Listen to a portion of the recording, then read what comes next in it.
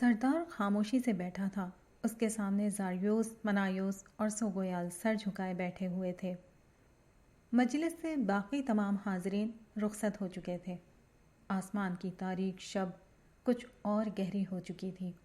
صحرا میں جو سناٹا طاری تھا وہ تیز ہوتی ہوا میں بکھر چکا تھا۔ ایک موج کی طرح بڑھتی گھٹتی صحرائی ہوا کی آواز کا رقص جاری تھا۔ کچھ دیر بعد ہوا کی جولانی میں سردار کی مرتعش آواز بلند ہوئی۔ معاملہ اس سے کہیں زیادہ خطرناک ہے جتنا میں نے باقی لوگوں کے سامنے بیان کیا ہے۔ میں ان میں سے کسی کا حوصلہ پست نہیں کرنا چاہتا تھا، اسی لیے میں نے انسانیت پر اپنی فتح کی پوری تاریخ بیان کی تھی، مگر اب جو معاملہ درپیش ہے وہ بہت خطرناک ہے۔ منایوس نے طنزیہ انداز میں پوچھا، ایسا کیا ہوا ہے کہ انسان اب بہت طاقتور ہو رہے ہیں؟ کیا وہ ہماری غلامی سے نکل جائیں گے؟ سردار نے کہا، ان کیڑے مکوڑوں کی کیا حیثیت کہ ہماری غلامی سے نکلیں؟ انہیں تو پیغمبر بھی ہماری غلامی سے مکمل طور پر نہ نکال سکے۔ اس کے لہجے میں موجود تکبر آخری حد کو چھو رہا تھا۔ اس دفعہ سوگویال نے سوال کیا، تو کیا یہ نیا فتنہ عبداللہ پیغمبروں سے بھی زیادہ مؤثر ہو سکتا ہے؟ سردار نے کہا، نہیں، اس معمولی انسان کی کیا حیثیت کہ جو کام پیغمبر نہ کر سکے وہ یہ کر لے؟ زاریوس نے پوچھا، تو پھر پریشانی کس بات کی ہے؟ کچھ ارشاد تو فرمائیں۔ سردار نے کہا، میں نے آپ لوگوں کو یہ بتایا تھا کہ ہمارے کچھ سرفروش کس طرح اپنی جان خطرے میں ڈال کر فرشتوں کی پیغام رسانی کے نظام سے کچھ سن گن لینے کی کوشش کرتے ہیں۔ پچھلے کچھ عرصے سے ٹکڑوں کی شکل میں جو معلومات سامنے آ رہی تھیں وہ بہت اہم تھیں۔ میں نے ان معلومات کو خدا کے پیغمبروں کے صحیفوں اور ان کے اقوال میں سمجھنے کی کوشش کی ہے۔ پچھلے کچھ عرصے سے دنیا میں جو کچھ ہوتا رہا ہے اسے سمجھنے کی کوشش کی ہے۔ ان سب کو ملانے کے بعد اب میں ایک نتیجے پر پہنچ چکا ہوں۔ سردار ایک لمحے کو رکا اور دوبارہ گویا ہوا، میرا اندازہ ہے کہ خدا آخری معاملہ شروع کر رہا ہے، اختتام کا آغاز کیا جا چکا ہے۔ یہ کہتے ہوئے سردار کی آواز میں ارتعاش تھا۔ منایوس نے کہا، یعنی؟ اسے الجھن ہو رہی تھی کہ سردار پہلیاں کیوں بجھوا رہا ہے۔ سردار نے پہلی دفعہ اپنا مدعا بالکل صاف انداز میں واضح کرتے ہوئے کہا، یعنی اس دنیا کا خاتمہ۔ منایوس نے کہا، پھر تو سارے انسان ہلاک ہو جائیں گے۔ اس نے ایسے کہا جیسے دنیا سے لال بیگوں اور مچھروں کے خاتمے کا ذکر ہو رہا ہو۔ سردار نے کہا، انسان ہی نہیں، ہم سب بھی مارے جائیں گے۔ ہمیں انسانوں کی نہیں اپنی فکر ہے۔ جو مہلت ہم کو دی گئی تھی اس کے خاتمے کا آغاز ہو چکا ہے۔ لگتا ہے خدا نے ہماری موت کے پروانے پر دستخط کر کے اسے اپنے فرشتوں کے حوالے کر دیا ہے۔ سردار کے الفاظ نے ان تینوں کے وجود کی گہرائیوں میں خوف اور دہشت کی لہر دوڑا دی تھی۔ زاریوس جو تجربے میں سب سے زیادہ تھا بے بسی کے عالم میں بڑبڑایا، تو پھر کیا کیا جائے؟ ہم خدا سے تو نہیں لڑ سکتے، اس کے مقابلے میں ہم کیا کر سکتے ہیں؟ سردار نے ان کا حوصلہ بلند کرتے ہوئے امید کی ایک کرن دکھائی۔ دیکھو، ہم ابلیس کے فرزند ہیں، اور ابلیس خدا کا سب سے بڑا عارف تھا۔ وہ جانتا تھا، اور ہم بھی جانتے ہیں، کہ کائنات کا بادشاہ ایک انتہائی بااصول اور عدل پسند ہستی ہے۔ وہ دنیا کا خاتمہ ایسے بلا وجہ کبھی نہیں کرے گا۔ یہ واقعہ ایک اصول اور ضابطے کے تحت پیش آئے گا۔ منایوس نے فوراً سوال کیا، وہ کیا اصول ہے؟ اس کے لیے سردار کی باتیں ایک ڈراؤنا خواب ثابت ہو رہی تھیں۔ سردار نے اس کی طرف دیکھا اور اسے راستہ بتانا شروع کیا۔ دیکھو، خدا نے قرآن میں بتا رکھا ہے کہ قیامت کا واقعہ ایک عذاب ہوگا۔ اس نے اپنی کتاب میں یہ قاعدہ بھی بتا رکھا ہے کہ عذاب ہدایت کو پوری طرح پہنچائے بغیر نہیں آتا۔ چنانچہ ان دو باتوں کا نتیجہ یہ صاف نکلتا ہے کہ قیامت آنے کے لیے شرط ہے کہ خدا کی وہ ہدایت جو عرب کے پیغمبر نے اپنی قوم تک پہنچائی تھی اب اس دنیا کے ہر گوشے میں پہنچ جائے۔ عرب کے پیغمبر نے جو کچھ اپنی قوم کے معاملے میں کیا تھا اس کی رودات کو پس منظر سمیت پوری دنیا تک پہنچا دیا جائے۔ یہ چیز دنیا پر حجت قائم کر دے گی۔ اس کے بعد یا تو ساری انسانیت خدا کے سامنے ایسے ہی سر تسلیم خم کرے گی جیسے عرب کے لوگوں نے کیا تھا، یا پھر دوسری صورت میں خدا کی مرضی اور منشا پوری طرح سامنے آنے کے بعد سرکشی اور غفلت کے جرم میں ساری دنیا کو اسی طرح ہلاک کر دیا جائے گا جیسے قوم نوح، عاد، ثمود وغیرہ کو ہلاک کیا گیا تھا۔ زاریوس نے مایوس لہجے میں کہا، تو اب ہم کیا کر سکتے ہیں؟ خدا کے سامنے تو ہم بالکل بے بس ہیں۔ وہ اپنے باقی دونوں ساتھیوں سے بڑھ کر خدا کو جانتا تھا۔ خدا کی مداخلت کے ذکر سے اس کی کپ کپی چھوٹ چکی تھی۔ سردار نے کہا، ہاں، خدا کے سامنے ہم بے بس ہیں، مگر انسانوں کے سامنے نہیں۔ ہم یہ کر سکتے ہیں اور یہ کرتے رہے ہیں کہ عرب کے پیغمبر کی بات دنیا تک نہ پہنچے۔ ان کے بعد ان کے ساتھیوں نے اس کی کوشش کی تو ہم نے ان میں باہمی جنگ شروع کرا دی، جس کی بنا پر ان کا یہ کام رک گیا۔ پھر ہم نے آہستہ آہستہ مسلمانوں کو اس طرح غافل کیا کہ وہ اپنے اور غیر مسلموں کے حقیقی تعلق سے بے خبر ہو گئے۔ اسی کا نتیجہ ہے کہ پچھلی کئی صدیوں سے کوئی نئی قوم اسلام میں داخل نہیں ہوئی۔ یہ ہماری بہت بڑی کامیابی ہے۔ یہی نہیں، جب ہمیں اندیشہ ہوا کہ اسلام اپنی قوت کے بلبوتے پر دوبارہ اسی طرح پھیل جائے گا جیسے کئی صدی قبل اس نے تاتاریوں کو فتح کیا تھا، تو ہم نے مسلمانوں اور غیر مسلموں کے درمیان خوف اور نفرت کی دیوار حائل کر دی۔ ہم نے مسلمانوں میں ایسے افکار پھیلا دیے جن کی بنیاد پر مسلمان غیر مسلموں سے نفرت کرنے لگے۔ جن سے نفرت کی جاتی ہے ان کو دعوت دین نہیں دی جاتی۔ یوں اس نفرت سے ہم نے اپنا مقصد حاصل کر لیا۔ سوگویال نے سردار کی بات پر اس کی تائید کرتے ہوئے کہا، ہاں، آپ نے سچ فرمایا۔ ہم نے یہود کی طرح مسلمانوں کو بھی خزانے کا سانپ بنا دیا ہے۔ یہ اس خزانے سے نہ خود فائدہ اٹھاتے ہیں، نہ کسی اور کو فائدہ اٹھانے دیتے ہیں۔ منایوس نے بھی سوگویال کی تائید کرتے ہوئے کہا، ہاں، ہم نے مسلمانوں کو یا تو دنیا کی محبت میں لگا رکھا ہے یا مذہب کے نام پر اپنے اور دوسروں سے لڑائی جھگڑوں میں۔ یہ لوگ اپنی خواہشات اور تعصب کو دین سمجھ کر جیتے ہیں۔ ان کو دوسرے انسانوں تک اللہ کا دین پہنچانے میں کوئی دلچسپی نہیں۔ انہوں نے ہمارا کام آسان بنا رکھا ہے۔ شیاطین کی اس امید افزا گفتگو میں زاریوس ابھی تک خاموش تھا۔ اس کے چھکے چھوٹے ہوئے تھے۔ اسے اچھی طرح اندازہ تھا کہ خدا خدا ہے۔ آسمان سے لے کر زمین تک سارے انسان اور شیطان مل جائیں تب بھی خدا کے فیصلے کے راستے کی دیوار نہیں بن سکتے۔ سردار نے اس کے دل کے احساسات سمجھ لیے۔ وہ اس کی طرف رخ کر کے بولا، تم لوگ ٹھیک کہتے ہو۔ اس دنیا میں مسلمان خدا کے آلائے کار ہیں اور ہم نے اس آلائے کار کو معطل کر دیا ہے۔ مگر اب مسئلہ یہ ہو رہا ہے کہ خدا اب خود بیچ میں آ رہا ہے۔ اس نے دیکھ لیا ہے کہ مسلمان ہمارے پھندے سے نہیں نکل سکتے۔ پیغمبروں کو اب آنا نہیں ہے، اس لیے اب وہ دنیا کے معاملات میں براہ راست مداخلت کر رہا ہے۔ اس کے پہلے مرحلے کے طور پر اس نے زمانے کی رفتار کو بدل دیا ہے۔ اس نے پوری دنیا کو ایک چھوٹی سی بستی میں بدل دیا ہے۔ نئی دنیا میں اپنی بات پوری دنیا تک پہنچانا بہت آسان ہو چکا ہے۔ اب کچھ انسان بھی خدا کا پیغام پوری دنیا میں پہنچا سکتے ہیں۔ منایوس نے کہا، ہاں سردار، آپ نے بالکل درست کہا۔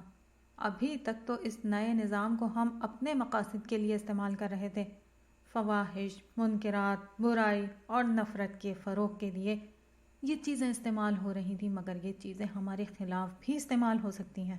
منایوس، جس نے سب سے بڑھ کر اس نظام کو انسانوں کے خلاف استعمال کیا تھا، اپنی تشویش کو بیان کرتے ہوئے بولا تو سردار نے اس کی تائید میں کہا، ہو کیا سکتی ہے، ہو رہی ہیں، لیکن استعمال کرنے والوں کے پاس وہ بصیرت اور علم نہیں جو اس بدبخت عبداللہ کے پاس ہے۔ اگر اس کی بات عام ہو گئی تو مصیبت کھڑی ہو جائے گی۔ یہ شخص ایک ایک بات کو بالکل ٹھیک جانتا ہے۔ یہ خدا کی مرضی، اس کے قانون، اس کے احکام، اس کی سنت اور طریقہ کار کو ٹھیک ویسے ہی سمجھتا ہے جیسے بنی اسرائیل کے پیغمبروں کو علم ہوتا تھا۔ اس نے عرب کے پیغمبر کے پیغام کو بالکل درست طور پر پا لیا ہے۔ ہمیں اس کو ہر حال میں روکنا ہوگا، کیونکہ جس روز عرب کے پیغمبر کی بات پوری دنیا تک پہنچ گئی، ہزاروں برس سے بچھائی ہوئی ہماری بساط الٹ جائے گی۔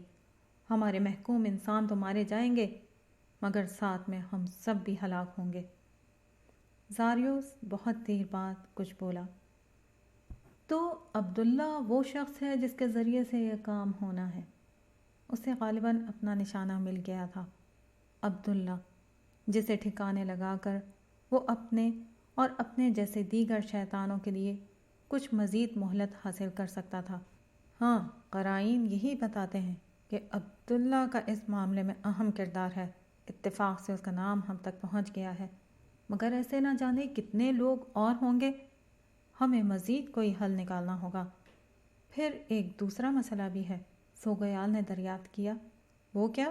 زاریوس نے کہا، وہ یہ کہ عام مسلمان چاہے اپنے دعوتی ذمہ داریوں سے غافل ہوں، مگر جب یہ لوگ اجنبی قوموں میں جاتے ہیں تو ان کی ایک بڑی تعداد دین کی سفیر بن جاتی ہے۔ ابھی تک تو یہ معاملہ چل رہا ہے، مگر اب مغربی اقوام میں ہجرت کی وجہ سے ان کی تعداد بڑھتی جا رہی ہے۔ یہ لوگ اسلام کے پیغام کے فروغ کا بالواسطہ ذریعہ بن رہے ہیں۔ ہم کو اس مسئلے کو بھی حل کرنا ہے۔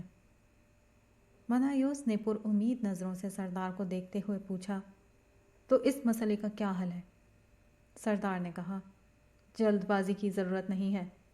تم لوگ اچھی طرح سوچ بچار کر کوئی حل نکالو۔ میں بھی سوچ رہا ہوں۔ کچھ عرصے بعد ہم پھر جمع ہوں گے اور پھر کوئی فیصلہ کن لاہ عمل طے کریں گے۔ ہم سب مل کر سوچیں گے تو کوئی نہ کوئی حل نکل آئے گا۔ تم لوگ پریشان نہ ہو۔ ابلیس نے چاہا تو ہم ہی کامیاب رہیں گے۔ سردار نے انہیں امید دلانے کی کوشش کی، مگر اس کا لہجہ چغلی کھا رہا تھا کہ خدا کی مداخلت کا جان کر اس کی حالت بھی وہی ہو چکی تھی جو زاریوس کی تھی۔ سردار کے منصب پر وہی شخص فائز ہوتا تھا جو اپنے زمانے میں خدا کا سب سے بڑا عارف ہو۔ وہ شیاطین میں خدا کا سب سے بڑا عارف تھا اور اچھی طرح جانتا تھا کہ اللہ ذوالجلال کس ہستی کا نام ہے۔ اسے خبر تھی کہ اس کی چال ایسی محکم اور مضبوط ہوتی ہے کہ شیاطین کی ہر چال کو الٹ کر رکھ دیتی ہے۔ وہ کچھ بھی سوچ لیں، کچھ بھی چال چل لیں، اگر اس کا اندازہ ٹھیک تھا تو پھر ان کی بربادی یقینی تھی۔ وہ ان تینوں کی طرف دیکھ کر مجلس کے اختتام کا اعلان کرتے ہوئے بولا، تم لوگ جا سکتے ہو۔ پھر اس نے نعرہ بلند کیا، ابلیس کی جے ہو۔ مگر یہ نعرہ بلند کرتے ہوئے سردار کی آواز بہت بوجھل تھی۔ باقی تینوں نے بھی جواب میں یہی نعرہ لگایا، مگر ان کی آواز میں پہلے جیسا جوش و خروش باقی نہیں رہا تھا۔ خدا کی براہ راست مداخلت کا سن کر ان سب کی ہمت جواب دے چکی تھی۔ وہ لوگ کسی بھی دوسرے شخص کے مقابلے میں زیادہ جانتے تھے کہ خدا کس طاقتور اور صاحب جبروت ہستی کا نام ہے۔ وہ صاحب جبروت ہستی اب ان کی اور ہر مجرم کی مہلت عمل ختم کرنے پر آمادہ ہو چکی تھی۔ عبداللہ ٹیکسی میں ہوٹل سے ایئرپورٹ کے لیے روانہ ہوا۔ داؤد بھی ضد کر کے اس کے ساتھ بیٹھ گیا کہ وہ اسے ایئرپورٹ تک چھوڑنے ضرور جائے گا۔ وہ ایک دن کی ملاقات ہی میں عبداللہ سے بے حد مانوس ہو چکا تھا۔ ٹیکسی روانہ ہوئی تو عبداللہ نے کہا، آپ نے بلا وجہ زحمت کی۔ داؤد نے کہا، یہ زحمت نہیں، میرے لیے اعزاز کی بات ہے کہ کچھ اور وقت آپ کی صحبت میں مل رہا ہے۔ ویسے سیشن میں تو آپ نے میلہ ہی لوٹ لیا۔ بہت عمدہ جوابات دیے آپ نے، مگر میرا خیال تھا کہ دہشت گردی والے سوال کے جواب میں آپ کچھ اور وضاحت کرتے۔ آپ نے اسے دعوت دین سے جوڑ دیا، جبکہ میرے خیال میں اس مسئلے کے بہت سے سیاسی پہلو بھی ہیں۔ داؤد کی بات پر عبداللہ نے اسے مسکراتے ہوئے دیکھا اور کہا، بظاہر ایسا ہی ہے، مگر حقیقت بالکل جدا ہے۔ 20ویں صدی میں عالم اسلام مکمل طور پر مغربی طاقتوں کے تسلط میں جا چکا تھا۔ ایسے میں اللہ تعالیٰ نے مسلمانوں کی مدد کا فیصلہ کیا۔ تمام مغربی طاقتیں 2 عظیم جنگوں میں آپس میں ٹکرا گئیں۔ اس سے ان کی قوت پارا پارا ہو گئی۔ وہ اس قابل ہی نہ رہے کہ مسلمان ملکوں پر اپنا تسلط باقی رکھ سکیں۔ چنانچہ کم و بیش تمام عالم اسلام آزاد ہو گیا۔ اس سیاسی آزادی کے باوجود مسلمان معاشی طور پر پیچھے تھے۔ اللہ تعالیٰ نے یہ کرم کیا کہ مسلمانوں کو اقتصادی طور پر مضبوط بنانے کے لیے ان کے مرکز میں تیل کے سمندر نکال دیے۔ یوں مسلمان دنیا کی امیر ترین قوم بن گئے۔ مسلمان فوجی طور پر بہت کمزور تھے۔ ان کے تحفظ کے لیے اللہ تعالیٰ نے دوسری جنگ عظیم کے بعد دو سپر پاور یعنی روس اور امریکہ کو ایک دوسرے کے مقابل کر دیا۔ یوں مسلمان ہر تنازع سے محفوظ رہے اور انہیں نصف صدی کے لیے وقفہ امن میسر آ گیا۔ مگر کہنے کے بعد عبداللہ خاموش ہو گیا۔ اس کے چہرے پر گہرے تعصب کے اثرات نمایاں تھے۔ مگر داؤد نے، جو بہت توجہ سے اس کی بات سن رہا تھا، مگر کہہ کر سوالیہ انداز میں اسے دیکھا۔ عبداللہ نے کہا، مگر یہ کہ مسلمان لیڈرشپ ان عظیم مواقعوں کو نہ دیکھ سکی، وہ اللہ تعالیٰ کی عنایات کو نہ دیکھ سکے۔ انہوں نے اپنے معاشروں کی تعمیر نہیں کی، ایمان و اخلاق کی بنیاد پر افراد ملت کی تربیت کو مشن نہیں بنایا، اسلام کی دعوت کے لیے کوئی کام نہیں کیا۔ اس کے برعکس انہوں نے سیاسی نظر سے حالات کا جائزہ لیا، چنانچہ جن چند علاقوں میں غیر مسلموں کا قبضہ تھا، ان کی بنیاد پر نفرت کی ایک فضا پیدا ہوتی چلی گئی۔ آخر کار ایمان و اخلاق میں پست اور غربت و جہالت کے شکار مسلم معاشرے سپر پاورز کی جنگ میں کود گئے، جن کے نتیجے میں نفرت کی آگ اور بھڑکتی چلی گئی۔ یہ آگ دہشت گردی میں بدل گئی۔ اب تو یوں لگتا ہے کہ اللہ تعالیٰ مسلمانوں کے اس رویے پر سخت غضبناک ہو چکے ہیں۔ ایک کے بعد دوسرے اسلامی ملک میں آگ لگی ہوئی ہے۔ حالیہ برسوں میں لاکھوں مسلمان مارے جا چکے ہیں، کروڑوں بے گھر ہو چکے ہیں۔ مجھے اس بات کا سخت اندیشہ ہے کہ آنے والے دنوں میں ایک دفعہ پھر یروشلم کی تاریخ نہ دہرائی جائے۔ داؤد نے حیرت سے پوچھا، یروشلم کی تاریخ؟ عبداللہ نے کہا، ہاں، مسلمانوں اور یہود کی تاریخ میں حیرت انگیز مماثلت ہے۔ مسلمانوں کا عروج خلافت راشدہ میں ہوا، یہود میں یہ عروج حضرت داؤد اور حضرت سلیمان علیہ السلام کے زمانے میں ہوا۔ پھر یہود پر اخلاقی زوال آیا تو بخت نصر نے مشرق سے اٹھ کر ان کی اینٹ سے اینٹ بجا دی۔ مسلمانوں کے ساتھ یہی کام مشرق سے آنے والے تاتاریوں نے کیا۔ یہود نے توبہ کی تو اللہ نے ان کو پھر غلبہ دے دیا۔ مسلمانوں نے توبہ اور دعوت کا کام کیا تو تاتاری مسلمان ہو گئے اور ایک دفعہ پھر مسلمان سپر پاور بن گئے۔ داؤد نے تبصرہ کرتے ہوئے کہا، یہ تو بالکل یکساں تاریخ ہے، دو کزنز کی اولادوں کی ایک ہی کہانی۔ اس کا اشارہ حضرت ابراہیم علیہ السلام کے بیٹوں کی اولادوں کی طرف تھا جو آپس میں کزنز تھے۔ عبداللہ نے کہا، درست کہا آپ نے، اس کے بعد کی تاریخ بھی بالکل یکساں ہے۔ یہود پر پھر اخلاقی زوال آیا تو ایک چھوٹی سی مغربی طاقت یونان سپر پاور بن کر ان پر مسلط ہو گئی۔ مسلمانوں پر زوال آیا تو ایک چھوٹے سے جزیرے کی مغربی قوم یعنی انگریز برطانیہ عظمیٰ کی شکل میں ان پر مسلط ہو گئی۔ داؤد زیر لب بڑبڑایا، حیرت انگیز۔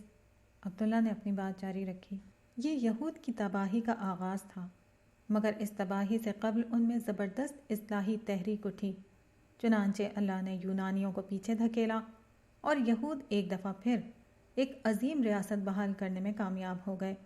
برطانیہ کے اس غلبے کے بعد مسلمانوں میں بھی اصلاحی تحریکیں اٹھیں، جس کے بعد مغربی اقوام کے آپس میں ٹکرانے کی بنا پر سارا عالم اسلام آزاد ہو گیا۔ داؤد نے کہا، یہ تو وہی بات ہے جو ابھی آپ نے بیان کی تھی۔ عبداللہ نے کہا، ہاں، اس کا ذکر ابھی تفصیل سے میں نے کیا ہے۔ پھر کچھ ہی عرصے میں یہود میں اصلاحی ذہن ختم ہوا اور بدترین اخلاقی زوال شروع ہوا، جس کے نتیجے میں ایک نئی مغربی سپر پاور یعنی روم بلا واسطہ طور پر ان پر مسلط ہو گئی اور وہ ان کے ماتحت ہو گئے۔ مسلمانوں میں بھی ٹھیک یہی ہوا ہے۔ اصلاح کے اس وقفے کے بعد مسلمان سو گئے اور حالات سے فائدہ نہیں اٹھایا۔ ان کی اخلاقی پستی ہر گزرتے دن کے ساتھ بڑھتی چلی گئی، چنانچہ اس کے بعد وہ بلا واسطہ طور پر ایک اور مغربی سپر پاور یعنی امریکہ کے زیر اثر آ چکے ہیں۔ اور اس کے بعد داؤد نے ایئرپورٹ کی روشنیوں کی طرف عبداللہ کی توجہ دلاتے ہوئے کہا، میرے خیال میں ایئرپورٹ آ گیا ہے۔ ایسا لگتا تھا کہ وہ جان بوجھ کر نہیں سننا چاہ رہا کہ اس کے بعد یہودیوں کے ساتھ کیا ہوا۔ اس کا چہرہ دھواں دھواں ہو رہا تھا۔ عبداللہ نے بھی ان روشنیوں کو دیکھتے ہوئے کہا، ہاں، ایئرپورٹ آ گیا ہے۔ اس کے بعد گاڑی کو ایئرپورٹ کے داخلی دروازے تک پہنچنے میں 10 منٹ لگے، مگر عبداللہ بالکل خاموش رہا۔ وہ بھی شاید یہ نہیں بتانا چاہ رہا تھا کہ اس کے بعد یہودیوں اور یروشلم کے ساتھ کیا ہوا تھا۔ ایئرپورٹ پر داؤد عبداللہ سے گلے مل رہا تھا۔ وہ دیر تک اسے گلے لگائے رہا۔ اسی حال میں وہ بولا، آپ سے ملنا میرے لیے اللہ تعالیٰ کی ایک عظیم نعمت ہے۔ مجھے لگتا ہے کہ نہ جانے میں کب سے آپ کو جانتا ہوں، مگر افسوس کہ جس مقصد کے لیے میں آپ سے ملا تھا اس پر کوئی بات نہیں ہو سکی۔ میرے پاس آپ کو بتانے کے لیے بہت کچھ ہے۔ مجھے آپ کو بتانا ہے کہ میں کیسے ایمان لایا، کیوں اسلام قبول کیا۔ میں بہت سے رازوں کا امین ہوں۔ یہ امانت مجھے مرنے سے پہلے آپ کے سپرد کرنی ہے۔ میں یہ سب کچھ بتانے کے لیے جلد ہی آپ کے پاس آپ کے وطن آؤں گا۔